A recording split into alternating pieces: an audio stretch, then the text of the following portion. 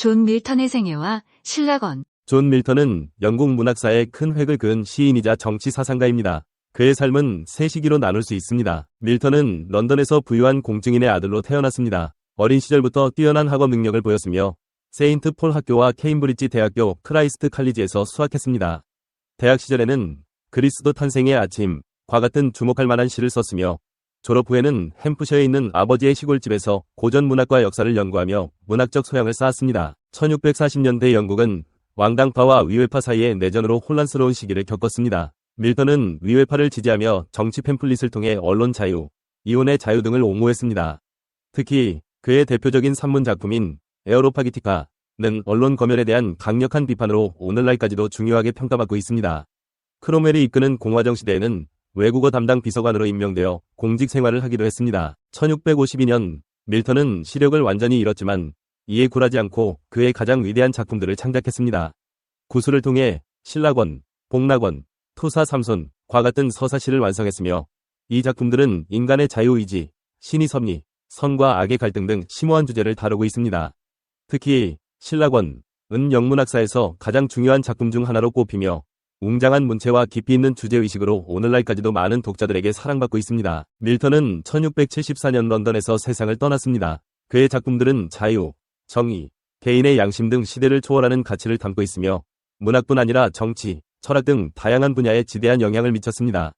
밀턴은 영국 문학의 거장으로 그의 작품들은 오늘날에도 깊이 있는 통찰과 감동을 선사하며 널리 읽히고 있습니다. 밀턴의 신라권, 인간 존재와 역사를 관통하는 장대한 서사시. 존 밀턴의 서사시 신라권은 17세기 영국 문학의 정수이자 인류의 영원한 고전으로 성경의 창세기를 바탕으로 하지만 단순한 종교적 이야기의 제한을 넘어 밀턴만의 독창적인 해석과 상상력이 가미된 작품이다.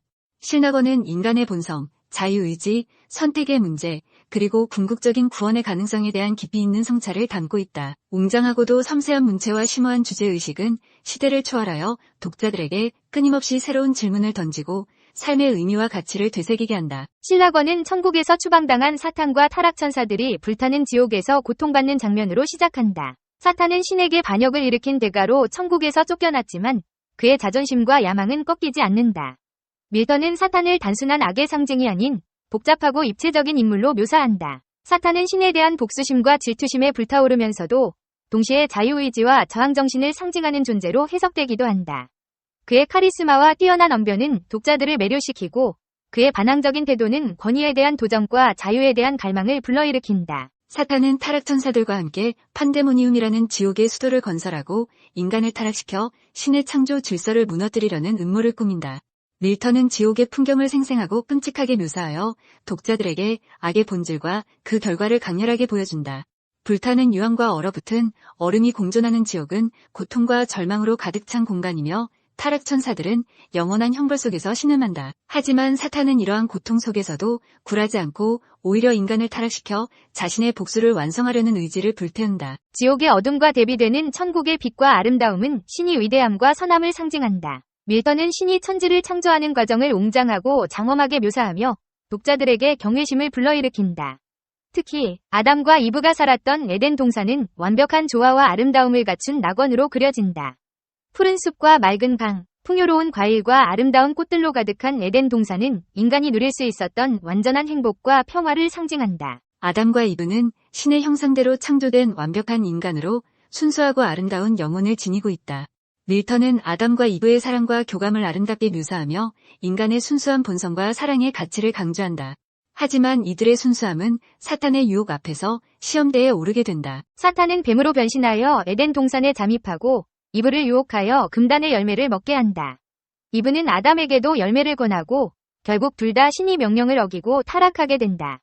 밀턴은 사탄의 교묘한 유혹과 인간의 나약함을 섬세하게 묘사하며 인간의 본성과 죄의 기원에 대한 깊이 있는 성찰을 제시한다. 사탄은 이브에게 금단의 열매를 먹으면 신처럼 될 수 있다고 속삭이며 그녀의 호기심과 욕망을 자극한다. 이브는 사탄의 유혹에 넘어가 열매를 먹고 아담에게도 권한다. 아담은 이브에 대한 사랑 때문에 열매를 먹고 결국 둘 다 신의 명령을 어기게 된다.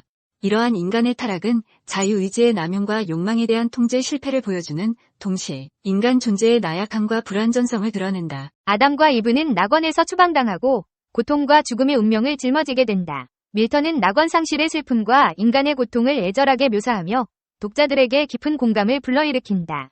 아담과 이브는 낙원에서 쫓겨나 험난한 세상에서 살아가야 하며 죄의 대가로 고통과 죽음을 경험하게 된다.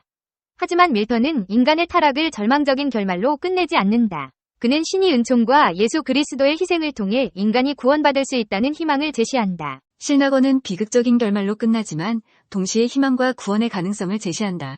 인간은 타락했지만 신의 은총과 자유의지를 통해 구원받을 수 있다는 메시지는 신낙원의 핵심 주제 중 하나이다.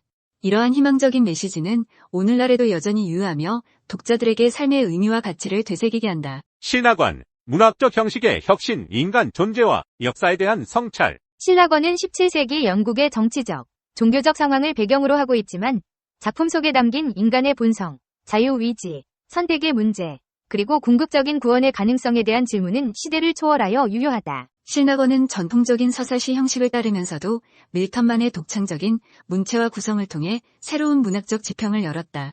밀턴은 무운시라는 새로운 운율 형식을 도입하여 영시의 가능성을 확장했으며 다양한 수사법과 비유를 활용하여 작품의 예술성을 높였다. 또한 신낙원은 단순히 이야기를 전달하는 것을 넘어 독자들에게 깊은 감동과 깨달음을 선사하는 문학 작품의 역할을 보여준다. 밀턴은 신낙원에서 다양한 등장인물의 목소리를 통해 인간의 다양한 감정과 생각을 표현하고 독자들이 작품 속 인물들과 함께 고민하고 성장할 수 있도록 이끈다. 존 밀턴은 영국 문학사에서 가장 위대한 시인 중 한 명으로 손꼽히는 인물입니다. 그는 웅장하고 장엄한 서사시 신낙원과 복낙원, 고전적인 비극 형식의 극시 투사 삼손, 아름다운 목가 리시다스 등 다양한 시를 통해 영문학사에 큰 족적을 남겼습니다. 사상가로서 밀턴은 청고도적인 신앙을 바탕으로 자유의지, 정치적 자유, 언론 자유 등에 대한 자신의 신념을 작품과 논문을 통해 표현했습니다. 정치활동가로서 밀턴은 영국 내전 당시 공화정을 지지하며 올리버 크롬웰 정부에서 외교관으로 활동했습니다. 왕정 복구 이후에는 반체제 인사로 낙인 찍혀 투옥되기도 했지만 자신의 신념을 굽히지 않았습니다.